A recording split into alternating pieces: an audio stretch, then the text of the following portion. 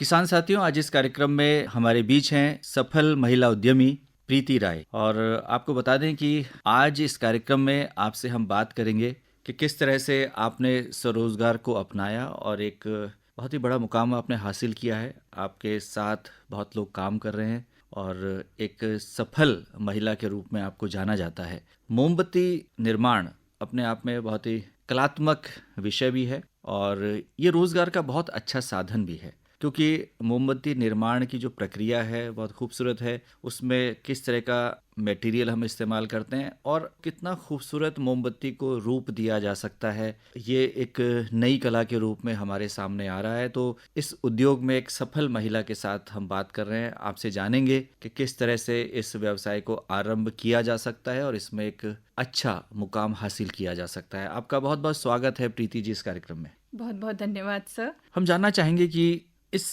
कार्य की शुरुआत कैसे होती है, कब आपको प्रेरणा मिली और कैसे आपने सोचा कि ये व्यवसाय किया जा सकता है। वैसे तो इसका पूरा पूरा श्रेय मेरी बहन को जाता है, दीप्ति राय। उन्होंने ही ये व्यवसाय शुरू किया था और ये व्यवसाय सोचकर शुरू नहीं किया था, उन्होंने एज अ हॉबी से स्टार्ट किया था।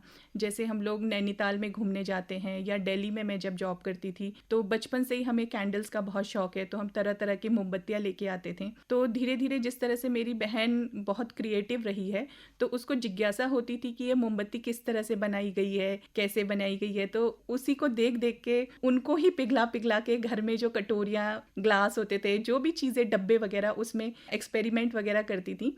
तो वो ये शौकिया बनाती थी। जब उन्होंने 5-6 बना के घर में अपना डिस्प्ले करना शुरू किया, घर में सजाती थी, और जब हमारे फ्रेंड्स या हमारे रिलेटिव्स आते थे तो वो देखते थे तो वो बड़े इम्प्रेस होते थे कि अरे तुमने ये कैसे किया, ये तो हमने मार्केट में नहीं देखा है। तो इस तरह से उसको धीरे धीरे प्रोत्साहन मिलता था। तो वो इसी बीच ये सब चीज़ें कर रही थी कि एक दिन उन्होंने पढ़ा मोमबत्ती वर्कशॉप करके, मोमबत्ती बनाने की वर्कशॉप।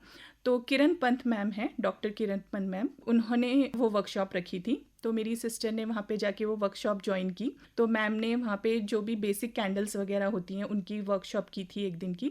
तो उससे मेरी बहन को बहुत हेल्प मिली, एक प्रोफेशनल वे में किस तरह से करना है, कहाँ से रॉ मटेरियल लाना है और किस तरह से अपने काम को आगे बढ़ाना है। मोमबत्तियाँ तो हम बना रहे हैं लेकिन उनको कहाँ पे प्रदर्शित करना है, कहाँ से हमें सहयोग मिल सकता है। तो ये सारी गाइडेंस हमें डॉक्टर किरण पंत मैम से मिली हैं। जी, तो हम कह सकते हैं कि एक तो आपकी जो सिस्टर हैं, जो आपकी बहन है, वो आपके इस व्यवसाय में मददगार साबित हुई, क्योंकि मूल प्रेरणा उनकी थी। बिल्कुल सर, और उसके बिल्कुल। बाद फिर डॉक्टर उनको किरण देख के। पंत, जो कि कृषि जी जी विज्ञान केंद्र ढकरानी में है, उनके सहयोग से और उन्होंने जो प्रशिक्षण दिया जी, उससे आप बिल्कुल आगे सर। बढ़ पाई। अब हम आपसे जानना चाहेंगे कि मोमबत्ती व्यवसाय के लिए जो बेसिक रॉ मटेरियल है वो क्या है, कच्चा माल जिसे हम कहें। सर कच्चा माल जब हमने शुरुआत की थी तब हमें सिर्फ पैराफिन वैक्स का पता था। पैराफिन वैक्स में भी कई सारी वैरायटीज़ होती हैं, और अब धीरे धीरे जैसे जैसे हम इस क्षेत्र में आगे बढ़ रहे हैं, हमें जितनी जानकारी मिलती जा रही है, तो अब जैसे सोया वैक्स है उसको वेजिटेरियन वैक्स बोलते हैं, वो इको फ्रेंडली वैक्स में आता है। और बी वैक्स है। तो हमारी ये कोशिश रहती है कि जितने भी हमारे उत्तराखंड में मधुमक्खी व्यवसाय जो कर रहे हैं, जो बी वैक्स बनाते हैं, तो हम उनसे बी वैक्स लेके उन उत्पादों को ज़्यादा एडवर्टाइज कर रहे हैं सर, उनको ज़्यादा से ज़्यादा प्रोडक्शन में ला रहे हैं। जी, तो जो किसान साथी मौन पालन कर रहे हैं तो उनके लिए ये एक एडिशनल है कि वो सप्लाई कर सकते हैं आपको। बिल्कुल सर, बिल्कुल। थानों में 2-3 किसान हैं जो मधुमक्खी पालन कर रहे हैं, उनसे हम बी वैक्स लेते हैं और फिर उनसे अपनी मोमबत्तियां बनाकर आगे मार्केट में सेल करते हैं सर। प्रीति जी, हमारे श्रोताओं को बताएं कि मोमबत्ती निर्माण जो है इसकी प्रक्रिया क्या है, कौन कौन से इसके चरण हैं, किस तरह से मोमबत्ती तैयार होती है। इतनी खूबसूरत मोमबत्तियां आप यहाँ पे लाई हैं हमारे सामने, काश हम श्रोताओं को दिखा सकते, लेकिन ये जो बनावट है इनकी इतनी खूबसूरत है। कैसे इसको शेप दिया जाता है, कैसे ये जो अंतिम उत्पाद है इतना खूबसूरत बन पड़ता है। इनके लिए वैसे तो मोल्ड्स होते हैं, जो भी आप डिज़ाइन देख रहे हैं, चाहे वो गुलाब का है या सनफ्लावर है, इन सब के मोल्ड्स आते हैं। बट उसके बाद मोमबत्ती का एक रूप आने के बाद उसको आप कितना और मॉडिफाई कर सकते हैं। जैसे कि उसमें हम लोग, कुछ मेरे साथी हैं या मैं खुद हूँ, उसमें पेंट करते हैं।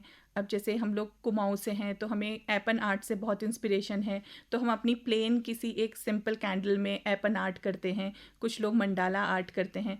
तो इस तरह से वो सर धीरे धीरे जितना जितना हम करते जाते हैं उतनी उतनी उसमें हमें एक्सपीरियंस होता जाता है, तो उसको हम और आगे निखार सकते हैं सर।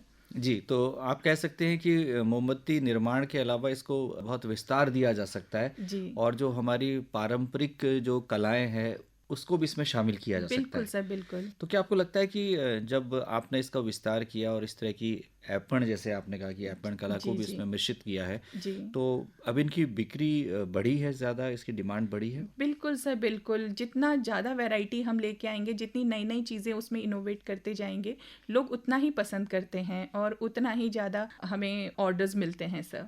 अब बात करते हैं कि प्रेरणा हो गई, प्रशिक्षण हो गया, आपने काम की शुरुआत की। शुरुआत में किस तरह की आशंकाएँ थी, किस तरह के भय थे, किस तरह की चुनौतियाँ आपके सामने आईं? क्योंकि जो श्रोता सुन रहे हैं और इस कार्य को वो करना चाहते हैं, निश्चित तौर पर वो प्रेरणा पा रहे हैं आपको जी। सुनकर। तो क्या चुनौतियाँ आपके सामने आईं? सर, अब इसको हम सौभाग्यशाली समझे या चांस की बात समझे, इस तरह की चुनौतियाँ जो बिज़नेस स्टार्ट करने में आती हैं, उतनी हमें फेस नहीं करनी पड़ी क्योंकि हमने बहुत छोटे लेवल से स्टार्ट किया सर। जैसे मैंने बताया कि मेरी बहन ने घर में मोमबत्तियाँ बनाई, 4, 5, 8, 10 बना के जब उनको आस-पास से प्रोत्साहन मिलता था, तो फिर धीरे-धीरे हमने एग्ज़िबिशन्स लगाने शुरू किए। किरण मैम ने हमें किसान मेला में इनवाइट किया, तो हम लोगों ने पहले बहुत छोटे लेवल पे हम लोग सिर्फ 12-15 अपनी मोमबत्तियाँ लेके गए थे। तो इस तरह से सर हमने बहुत छोटे-छोटे स्टेप्स लेके आज ये मुकाम पाया है। तो हमें बहुत ज़्यादा कठिनाइयों का सामना नहीं करना पड़ा, हमें बल्कि हमेशा सहयोग मिलता रहा लोगों का। जैसे हमने 1 बार एग्ज़िबिशन लगाया, 2 बार एग्ज़िबिशन लगाया, अगर किसी को कुछ कमी भी लगती थी, तो लोग हमें आके बोलते थे, "बेटा आप इसको ना ऐसे करो तो और अच्छा होगा।" तो भगवान की कृपा से हमें हमेशा सहयोग ही मिलता रहा। जी, ये तो बहुत ही अच्छी बात है, लेकिन हर व्यक्ति को इस तरह का सहयोग मिल पाए, जी। ये ज़रूरी नहीं है। जी, जी। तो किस तरह की चुनौतियों की अपेक्षा वो कर सकता है कि कहाँ-कहाँ समस्याएँ आ सकती हैं? सर बिल्कुल, जैसे अगर हम लोगों ने मान लीजिए मोमबत्तियाँ बना ली हैं, हमारा स्टॉक रेडी है, लेकिन सबसे बड़ी चैलेंज आती है उसको सेल करने की, उसको मार्केटिंग करने की। तो वहाँ पे हमें थोड़ा-सा ध्यान देना होगा कि लेकिन सर आजकल तो सोशल मीडिया के थ्रू और इतना मार्केट ओपन हो गया है कि लोग घर में बैठे-बैठे, मैं तो बहुत छोटे बच्चों से इंस्पायर होती हूँ कि हमें तो यहाँ इस मुकाम में पहुँचने में इतने साल, इतना टाइम लग गया। मैं आजकल बच्चों को देख रही हूँ, वो कॉलेज में हैं, स्कूल करते ही अगर कुछ भी अपना हैंडीक्राफ्ट का सामान बना रहे हैं छोटा-सा छोटा, तो उसको इतनी सुंदर तरीके से प्रेज़ेंट करते हैं सोशल मीडिया में और वहीं से उनकी अपनी बिक्री शुरू हो गई है, उनका अपना एक क्लाइंटेज स्टार्ट हो गया है। तो आजकल तो सर बल्कि मुझे लगता है कि आज से 5 साल पहले जो स्थिति थी और जो आज स्थिति है, आज मार्केट और ज़्यादा ओपन हो गया है सर। अब बताएँ कि आपके साथ कितनी महिलाएँ काम कर रही हैं? मेरे साथ जो अभी हैं कम से कम 4 से 5 महिलाएँ काम कर रही हैं, क्योंकि हम लोगों का सेपरेट यूनिट नहीं है, जैसे मैं अपने घर में करती हूँ या मेरी सिस्टर अपने घर में कर रही है। मेरी एक कज़न है, उसके साथ 2 महिलाएँ जुड़ी हुई हैं जो रेगुलर उनके साथ जुड़ी हुई हैं। जैसे कुछ नए बच्चे हैं जो अपना करते हैं, अभी हाल ही की बात है, दिवाली से पहले एक बच्ची आई मेरे पास कि दीदी मैं अभी-अभी नई-नई दुबई से शिफ्ट हुई हूँ और मुझे अब यहीं देहरादून में अपने घर से कुछ करना है और मुझे भी कैंडल्स का बहुत शौक है। तो अब आप मुझे बताइए कि कैसे शुरू करना है, तो उनको भी हमने एक छोटी सी गाइडेंस दी और 1 महीने के अंदर उन्होंने भी दिवाली में बहुत अच्छा अपना सेल किया और फिर उनको हमने सपोर्ट किया, जो भी उन्होंने कैंडल्स बनाई उनको हमने मार्केट करने की हेल्प की। तो इस तरह से सर धीरे-धीरे कोई ना कोई हमारे साथ जुड़ता चला जाता है। तो हम कह सकते हैं कि इसके लिए कोई बहुत बड़ी ट्रेनिंग की आवश्यकता नहीं है, केवल इच्छा शक्ति और काम को आगे बढ़ाने की जो एक बिल्कुल इच्छा होती है, जज़्बा होता सही है। दिशा निर्देश और एक इच्छा शक्ति होनी ज़रूरी है तो सर। कोई भी महिला घर बैठे इस काम को आरंभ कर सकती है। बिल्कुल सर, बल्कि अभी सहसपुर गांव से 2-3 महिलाएं हैं जो मोमबत्ती बना रही हैं, हमें सप्लाई कर रही हैं। कोई भी है, इसके लिए बहुत ज़्यादा शिक्षा की ज़रूरत नहीं है, सिर्फ हुनर की और इच्छा शक्ति की ज़रूरत है सर। मोमबत्ती निर्माण में आप लोग कार्यरत हैं, ऐपण आपने उसमें मिश्रित किया है। जी। इसके अलावा कुछ और विस्तार देने की योजना है अपने कार्य को? सर मूल तो हमारा मोमबत्ती ही है, जिससे हमें इतनी प्रसिद्धि मिली है या जो भी आप कहें कि मान मिला है। उसके अलावा जो भी हैंडीक्राफ्ट से रिलेटेड सामान है, खुद बच्चे हमसे जुड़ते चले जाते हैं। अब हमारी एक मोमबत्ती का प्रकार है टी लाइट, जिसको हम टी लाइट बोलते हैं। वो सिंपल हम टेबल में रख के जलाते हैं, लेकिन कुछ लोग हैं जो हैंडीक्राफ्ट करते हैं, क्विलिंग आर्ट बोलते हैं जिसको कि पेपर वर्क से वो लोग बनाते हैं। तो उन्होंने कहा कि दीदी हमने ये टी होल्डर बनाया है, तो उस टी लाइट के लिए हमने वो टी होल्डर जब यूज़ किया तो आप देखेंगे वो और ज़्यादा उसकी खूबसूरती बढ़ गई। तो उससे ये हुआ कि उनको भी एक जरिया मिल गया और हमें भी हमारे काम में एक विस्तार मिल गया, एक वैरायटी मिल गई सर। तो इस तरह से कुछ ना कुछ हमारा ऐड होता रहता है सर। ऐसे ही एक बीच में कुम्हार थे, वो ट्रेडिशनल जो भी अपना काम करते थे वो कर रहे थे।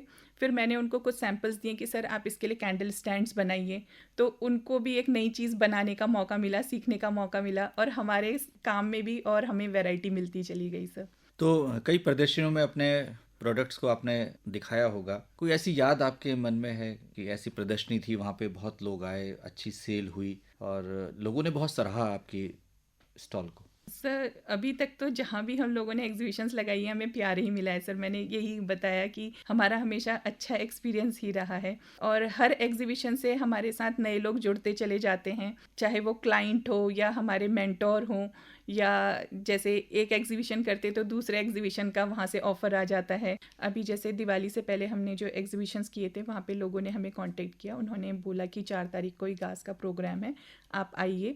तो वहाँ पे भी हम लोगों ने अपने कैंडल की एग्जीबिशंस वगैरह की हैं, इगास का प्रोग्राम बनाया है बहुत अच्छा। तो इसी तरह से नई नई जगह में नए नए लोग जुड़ते चले जाते हैं सर। अब वहीं से फिर हमें भी मसूरी में विंटर कार्निवल होने वाला है, वहाँ का इन्विटेशन आया है। तो इस तरह से सर आगे ऐड होते चले जाते हैं। अब एक बहुत ही व्यक्तिगत प्रश्न आपसे करेंगे, कितनी कमाई आपकी हो जाती है? अगर कोई शुरुआत करना चाहे तो शुरुआत कहाँ से कर सकता है वो? सर कमाई का तो माफ़ कीजिएगा, आज तक मैंने अपनी माता जी को नहीं बताया है। लेकिन अगर कोई शुरुआत करना चाहता है तो? सर शुरुआत के लिए देखिए, जितना आप घी डालेंगे उतना ही मीठा होगा, वही वाली बात है। और मैंने जैसे बताया कि हमने तो बहुत छोटे छोटे स्मॉल स्टेप्स लिए थे शुरू में, 5,000 10,000 का इन्वेस्टमेंट किया था इस तरह से। तो भगवान की कृपा से इतना है कि बस आ रहा है, जा नहीं रहा है। मतलब इसमें लाभ है? बिल्कुल सर, लाभ है। कोई भी चीज़ हम अपने लगन से करेंगे, इच्छा शक्ति से करेंगे तो ज़रूर शुरू में ज़रूर हमें इन्वेस्टमेंट करना पड़ता है। जैसे हम लोगों ने एग्जीबिशंस किए, कुछ प्राइवेट एग्जीबिशंस भी किए जहाँ पे हमने 20,000 25,000 पे भी किया है, तो वहाँ पे इतनी रिकवरी नहीं होती थी, सिर्फ 5,000 की कमाई होती थी। बट वहाँ से क्या होता था कि लोग जुड़ते चले जाते थे। हमारी फर्स्ट एग्जीबिशन से लेके आज 7 साल हो गए हैं। फर्स्ट एग्जीबिशन में जो हमारे 2 क्लाइंट बने थे वो आज तक लाइफ लॉन्ग हमारे क्लाइंट हैं। वो हमेशा हर फेस्टिवल हो या किसी को गिफ्ट करना हो हमें कॉल करते हैं कि प्रीति ये बजट है, इतने गिफ्ट्स भेजने हैं, आप भेज दीजिए। तो प्रीति जी, ये बहुत ही अच्छा व्यवसाय है। यदि महिलाएं या पुरुष भी इस क्षेत्र में आगे आना चाहते हैं तो इसको अपना सकते हैं, और जैसे आपने एक छोटी शुरुआत की, आज आप एक अच्छे मुकाम पर हैं और एक अच्छी आमदनी आपकी हो रही है। निश्चित तौर पर इस व्यवसाय को अपनाया जा सकता है, बस आवश्यकता है इच्छा शक्ति की, सही दिशा निर्देश की, जैसे कि आपने बिल्कुल कहा, सर, प्रशिक्षण की, बिल्कुल जी। एक अच्छे मेंटोर की जो यहाँ पर मिल सकते हैं। आप एक अच्छी मेंटोर साबित हो रही हैं। धन्यवाद तो सर। आप आज इस कार्यक्रम में आई और इतनी महत्वपूर्ण जानकारी आपने हमारे श्रोताओं को दी, आपका बहुत बहुत आभार, बहुत बहुत धन्यवाद। आपका भी बहुत बहुत धन्यवाद।